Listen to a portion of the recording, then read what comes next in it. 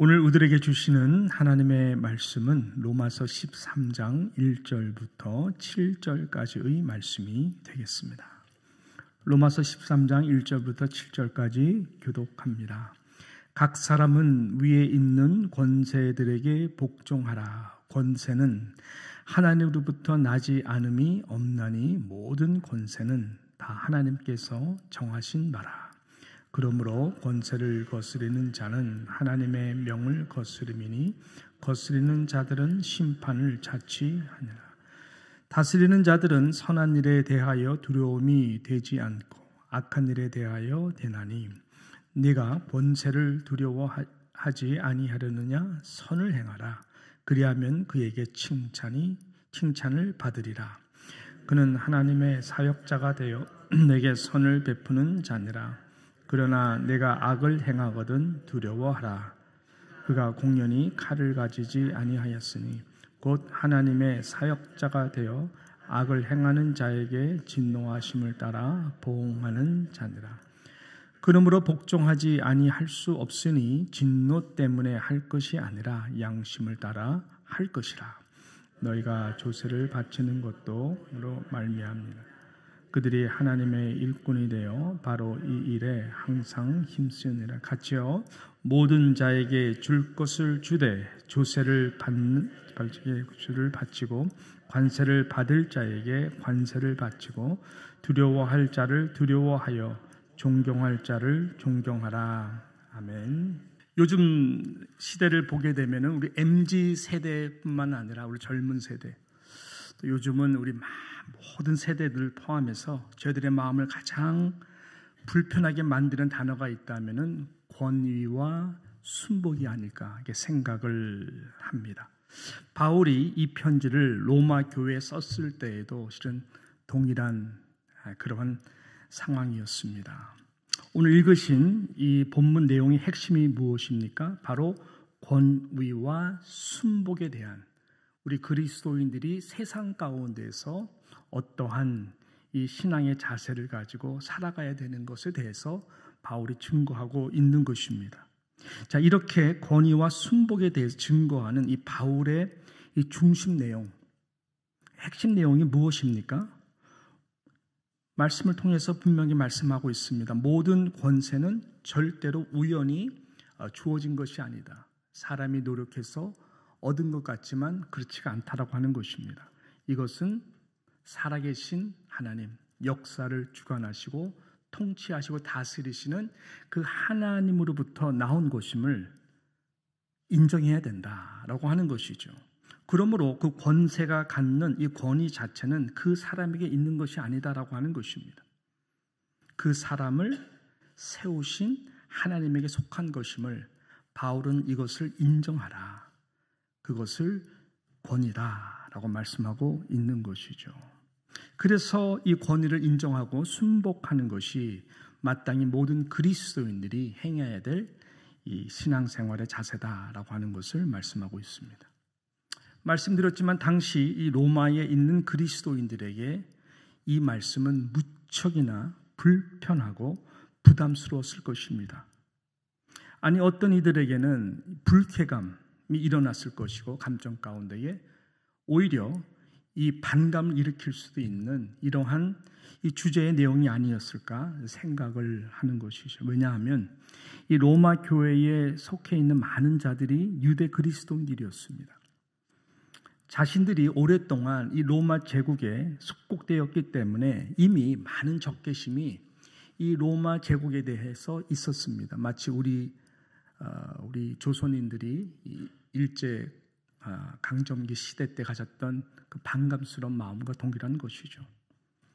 그뿐만 아니죠. 어려운 형편 가운데 있는 저들에게 이 가이사에게 내야 되는 이 세금과 관세의 요구는 정말로 심했습니다. 특별히 하나님만을 섬기는 이 유일 신앙에 위배된다고 생각하는 자들이 유대 그리스도인들 가운데도 많았기 때문에 권위, 순복 참으로 힘든 이야기였습니다.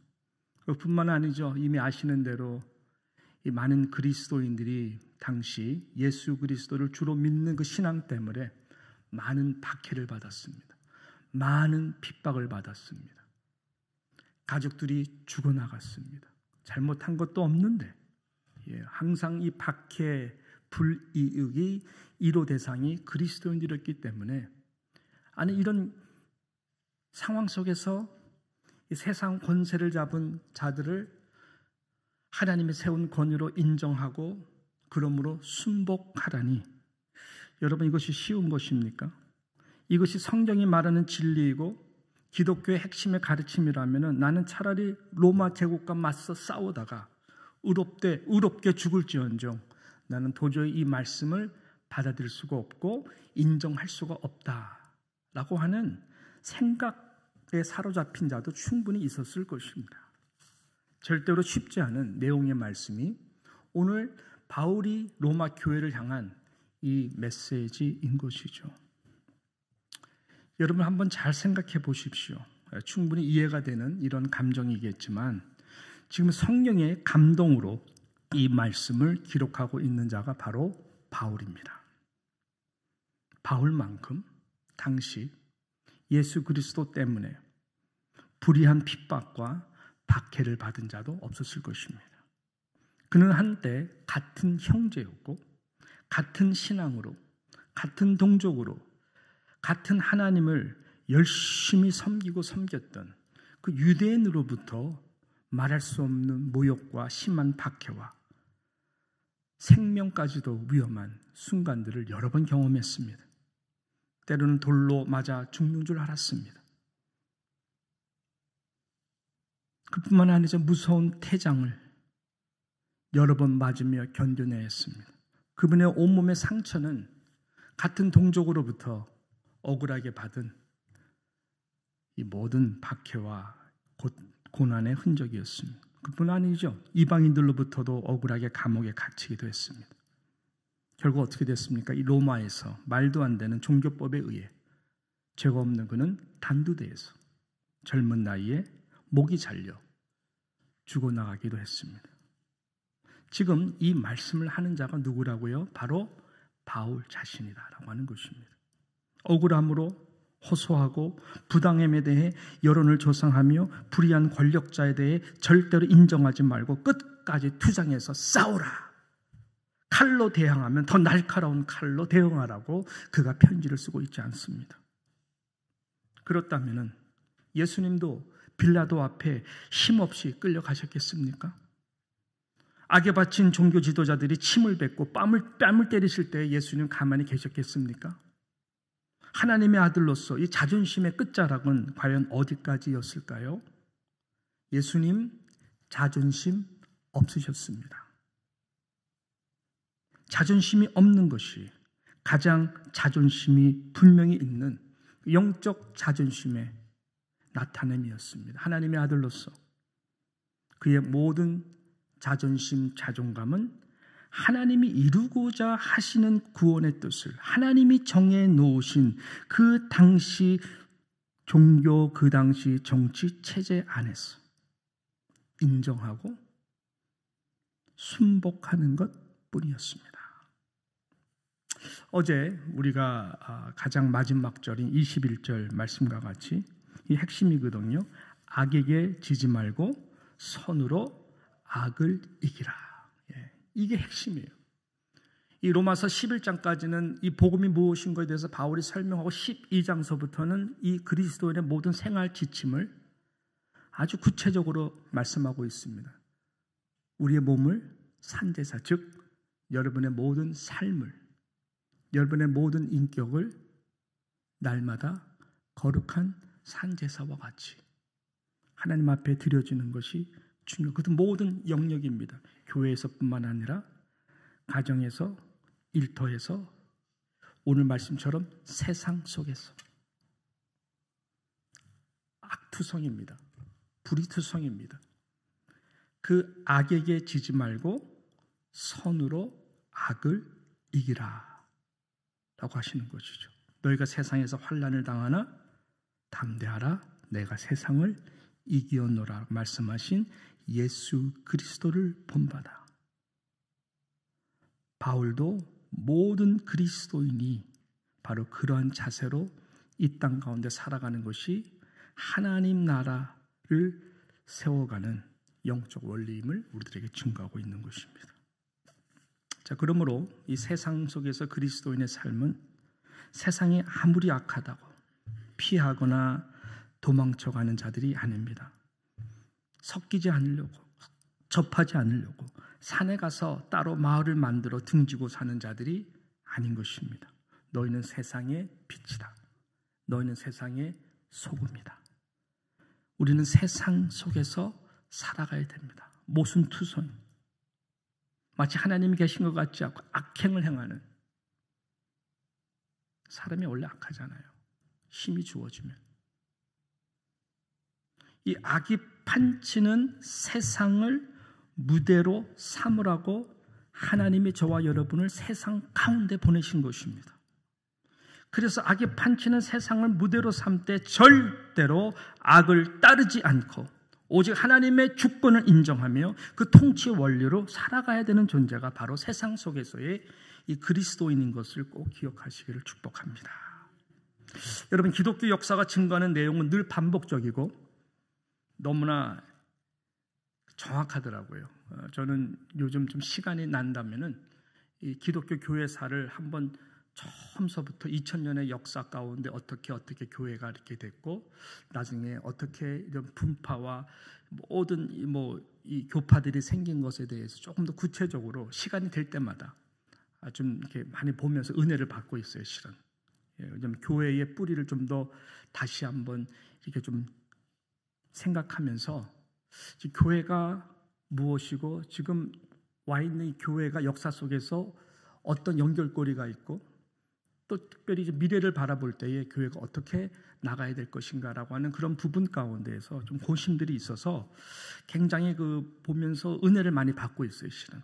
네. 분명한 것은 이러한 이 로마 이 말서를 썼을 때에 이 당시 여러분 잘 아시는 악덕과 박해의 로마 제국 왕들 밑에서 기독교는 놀랍게도 오히려 담대했고 강했다라고 하는 것입니다. 주님과 바울을 닮은 참 신앙인들이 이곳저곳에서 불편한 가운데에서 그 믿음을 너무나 잘 지켜낸 흔적들이 이 초대교회 사이를 보게 되면 나옵니다. 그런데 박해는 너무나 심했어요. 힘으로 대항하지 않았습니다. 그런데 어느 순간 이 로마가 기독교 국가가 됩니다. 313년 밀레노 칙령 콘스탄티누스에 의해서. 그래서 핍박을 하던 로마 제국이 이제는 기독교인들에게 혜택을 주는 그 큰 그리스 신정과 같은 모든 건물까지도 교회에게 거저줍니다. 나중에 가서는 콘스탄틴 그 다음 왕에 가서는 모든 사람들이 다 그리스도인이 되도록 푸시를 하고 오히려 예수를 안 믿으면 핍박을 받았습니다. 그럼 저와 여러분 생각에는 할렐루야, 승리했다. 와, 그렇게 법을 정해서 예수 안 믿는 사람들을 핍박하는 이 로마 제국의 리더들에 대해서 박수를 보내고, 야, 우리 기도가 응답이 됐다라고 승리의 쾌재를 부를 수 있었을 것 같습니다. 그러나 놀라운 사실은 금세 그 편안함과 많은 혜택들이 저희들의 신앙을 오히려 부패하게 만들었어요. 얼마나 부패하게 만들었는지 몰라요. 네. 그래서 오늘 이 말씀과 잘 연결해 보면은 뭔가가 굉장히 중요하다라는 것을. 네. 여러분이 어떤 권위에 대해서 불편하고 반항하고 싶고 하는 이 모든 것들이 오히려 우리들에게는 너무나 나의 신앙을 바로 세우는 오히려 기도의 힘이 된다라고 하는 것이죠. 그래서 이규현 목사님께서 이 부산 수용로교회 이 고난의 신비를 풀다라고 하는 이 책에서 이 짧은 한 내용을 이런 맥락 속에서 우리들에게 하고 있는데 제가 짧은 글인데 읽어드리도록 하겠습니다. 3세기에 기독교가 로마의 국교가 되었습니다. 황제가 예수님을 믿었습니다. 이때부터는 예수님을 믿는 것에 어려움이 없어졌습니다. 기독교인이 절대 다수가 되었습니다. 예수님을 믿는 사람이 기득권자가 되었습니다. 그런데 이때부터 동일한 말씀이죠. 기독교는 쇠퇴했습니다. 핍박이 없어졌으니 예수님을 믿는 사람이 많아진 것은 사실입니다. 그리스도인이 되는 순간 혜택이 많이 주어졌습니다. 4세기 데오도스우스 1세가 통치하면서 사람들에게 강제로 예수님을 믿게 했습니다. 예수를 믿지 않는 사람은 불이익을 당했습니다. 기독교가 세속적 힘을 갖게 되었습니다. 얼핏 보면 기독교가 강해진 듯 했지만 실제로는 기독교가 쇠퇴하기 시작했습니다. 고난이 사라지자 신자들은 현세의 편안함에 금방 익숙해졌습니다. 영적 야성이 사라져 오히려 영적으로 무기력해졌습니다. 신앙의 형식만 있을 뿐 내용이 전혀 없었습니다. 명목상 그리스도인이 많아졌습니다. 중국에 문화 대혁명이 일어났을 때 예수님을 믿는 사람들은 혹독하게 핍박했습니다. 수많은 사람들이 갇히고 감옥에서 죽어나갔습니다. 그때 지하에서 예수님을 믿는 사람이 엄청나게 많았습니다. 핍박할수록 기독교는 더 확장되었습니다. 그 이유가 무엇일까요? 십자가와 부활의 복음 때문입니다. 염려할 것이 전혀 없고 모든 것이 다 잘 된다면 예수님을 잘 믿을 것이라고 생각합니까? 그렇지 않습니다. 불을 통과한 금이 더 빛나듯 고난을 경험하는 믿음은 더욱 빛납니다. 믿음이 더욱 견고해집니다. 복음 때문입니다. 복음은 능력이 있습니다. 복음은 고난을 이기게 합니다. 라고 하는 내용의 글인 것입니다. 권세자들, 통치자들, 다니엘의 믿음이 왜 그렇게 귀한 것이고 요셉의 신앙이 그렇게 오가는 세대 가운데에 우리에게 본이 되는 것일까요? 하나님의 주권적 권위를 다 인정합니다. 형님들이 나를 이곳에 보낸 것이 아닙니다. 하나님이 나를 이곳에 보내사 살리도록 하기 위한 것이었습니다. 하나님의 그 모든 삶 가운데에 그 부당한 모든 순간들 그때는 이해할 수 없지만 하나님이 주권적으로 나를 이렇게 인도하신 것이구나. 여러분, 그러므로 우리 모두는 예수님처럼, 바울처럼, 다니엘처럼, 요셉처럼 기도하며 생명을 다할 때까지 하나님이 정해놓으신 그 주권적 영역과 질서에 침범하지 않고 오히려 순종의 지혜와 능력을 통해 오직 하나님의 뜻을 멋지게 이루도록 그것이 오히려 나에게 좋은 도구가 되어 하나님 앞에 더 귀하게 쓰임받을 수 있는 우리 모두가 되기를 주님의 이름으로 진심으로 축원합니다. 안 믿는 자들도 하나님의 사역자들이라 그러잖아요. 그만큼 하나님의 손에 절대적으로 있다는 거예요. 선을 행하라고 그럽니다. 근데 악을 행하죠. 악을 행한다고 싸울 것입니까? 악을 행하는 그 왕들도 권세자들도 하나님의 무서운 심판 앞에 있다는 것을 기억해야 된다. 하나님의 공의는 번뜩번뜩 하나님의 때에 반드시 심판으로 하나님이 하시기 때문에 원수를 갚는 것이 내게 있는 것이 아니라 바로 하나님에게 있다라고 하는 것을 우리는 그 모든 자들이 하나님의 공의 가운데 선을 행하도록 기도함으로 세상 속에서 하나님이 원하시는 그런 빛과 소금의 귀한 존재들 다 되시기를 주님으로 축복합니다.